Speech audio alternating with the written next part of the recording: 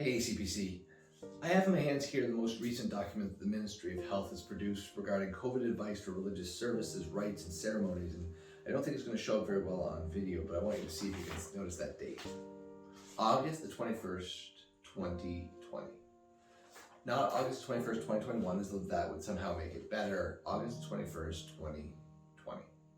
And what that document did was simply download all of the decision-making abilities for how to navigate the pandemic to churches. And if I'm being cynical, I want to say that that's because they knew there was an election coming up this year and they didn't want to navigate the bad press that goes along with dealing with churches that want to be obstinate and thumb their noses at pandemic restrictions across the board. But if I'm being charitable, I want to say that that's because if you can't trust churches to take care of each other and take care of their neighborhoods and to take care of their neighbors, who can you trust? What this has meant is that for the last 2 years, we have, as a session and as leadership, tried to strike a balance, tried to navigate the obligation to take care of the most vulnerable people among us with the reality that we are set free in Christ to be exactly who we are made to be. This hasn't always been easy, and I don't think we've probably always gotten this right, but we've tried to be faithful to the call. And what that means is that as we begin to move out of this pandemic life, the session feels that the time is right now to begin to further lift restrictions, to no longer require masks in worship, and as we've no longer required masks in Bible studies or small groups. However, along with every opportunity comes a challenge. How are we going to take care of our more COVID cautious friends and neighbors? How are we going to welcome people into worship when the reality is that not everybody's feeling as secure and as safe as I might be or you might be? The reality of the church is that we are called not just to look out for our own interests, but to look out for the interests of others. Jesus sets us free to go in and bring freedom to others, to sometimes bind ourselves and in a way that limits our freedom so that others can succeed. And so even though masks are no longer going to be required as of this Sunday in worship, that doesn't mean that the right thing for us is to simply throw our masks in the garbage. That doesn't mean that the right thing for us is to suddenly say, you know what, I'm not going to wear a mask, I'm going to enjoy and celebrate my freedom.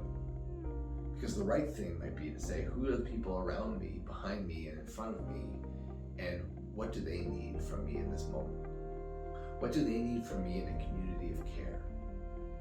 What do they need from me to know that they are loved and welcomed into the presence of God? For 2 years, we have tried to navigate this as an organization and say, we're doing our best. And now that calling has to go to us as individuals. How are we going to do our best for the people that we love and for the people that we serve alongside every single week here on Sundays? For some of you, you've been waiting for the opportunity to come and worship exactly the way God made you to, without a piece of cloth or fabric over your face, and bless you in that, and I look forward to seeing you on Sunday. But if you're in that camp, I want to know how you're going to take care of the people who are feeling nervous about this change and feel like church was the one place they could come where they knew that everyone was going to be wearing a mask, was going to be vaccinated, or was going to have some kind of boundary in place. This is an opportunity for us to demonstrate to the world that just because we have freedom doesn't mean that freedom has to come at the price of someone else. Grace means that we believe that Jesus has died for every single one of us and has called us into a life of constantly laying down our lives for each other. And so I wanted to let you know that this session and the staff will be continuing to wear our masks in person in worship. And we invite you to do the same. Not because we don't think that masks are necessary anymore, but because we want to take care of the people who are nervous about this change.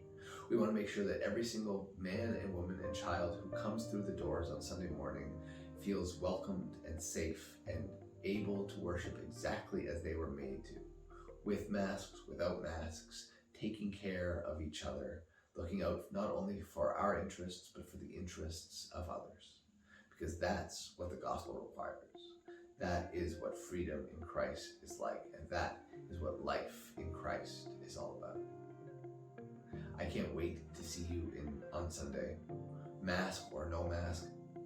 I can't wait to worship with you and continue to journey through Easter together.